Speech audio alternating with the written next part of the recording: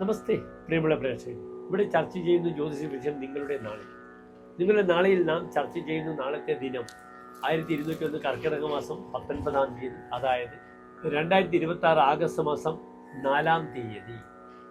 നാളെ ആഗസ്റ്റ് മാസം 4-ാം തീയതി ചൊവ്വാഴ്ചയാണ്, കുജവാരമാണ്, മംഗളവാരം എന്നൊക്കെ നാം സംസ്കൃതത്തിൽ പറയും. നാളത്തെ തിഥി കറുത്തപക്ഷത്തിലെ ഷഷ്ഠി 6ാമത്തെ തിഥിയാണ്. വെളുത്തപക്ഷത്തിലെ ഷഷ്ഠിയാണ് സുബ്രഹ്മണ്യ സ്വാമിയുമായി വളരെയധികം അഭേദ്യമായി ബന്ധപ്പെട്ട് കിടക്കുന്നത്. കറുത്തപക്ഷത്തിലെ ഷഷ്ഠി അത്ര നല്ല ഒരു ശക്തമായ തിഥിയല്ല. കാരണം കറുത്തപക്ഷം 5-ാം തീയതി വരെ ചന്ദ്രൻ ബലവാനാണ്. അത് കഴിഞ്ഞാൽ പിന്നെ ചന്ദ്രൻ്റെ രശ്മികൾക്ക് മങ്ങലുണ്ടാകും. അങ്ങനെ മങ്ങലുണ്ടായി അവസാനം അമാവാസി കറുത്ത ഭാവം വരും. നാളത്തെ നക്ഷത്രം നല്ല നക്ഷത്രമാണ്, രേവതി നക്ഷത്രമാണ്.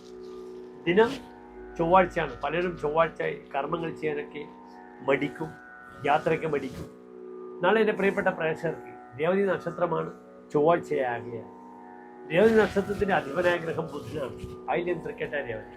ബുധനെ കൊണ്ടാണ് നാം അവതാര ദൈവങ്ങളെ ചിന്തിക്കുക. രേവതി നക്ഷത്രത്തിൻ്റെ അവസാനത്തെ 15 നാഴിക വളരെ ദോഷമാണ്, ഗണ്ഡാന്തമാണ്. നാളെ ഗണ്ഡാന്തമില്ല കാലത്തൊന്നും. അതിനാൽ എൻ്റെ പ്രിയപ്പെട്ട പ്രേക്ഷകർക്ക് നാളെ ഭൂമിപരമായ സംസാരങ്ങൾക്കൊക്കെ വളരെ നല്ലതാണ്. കാരണം രേവതി നക്ഷത്രത്തിനൊരു ദോഷമുണ്ട്. വാങ്ങാനും കൊടുക്കാനും പറ്റാത്ത നക്ഷത്രമാണ് രേവതി നക്ഷത്രം. അപ്രകാരമുള്ള 6 നക്ഷത്രങ്ങളുണ്ട്. കൃത്രിക, ഭാഗ്യ, മൂലാച്ച, മക, ചിത്രാച്ച, രേവതി. കൃത്രിക, കാർത്തിക, ഭാഗ്യം എന്നാൽ ഉത്രം, മൂലം, മകം, ചിത്ര, രേവതി.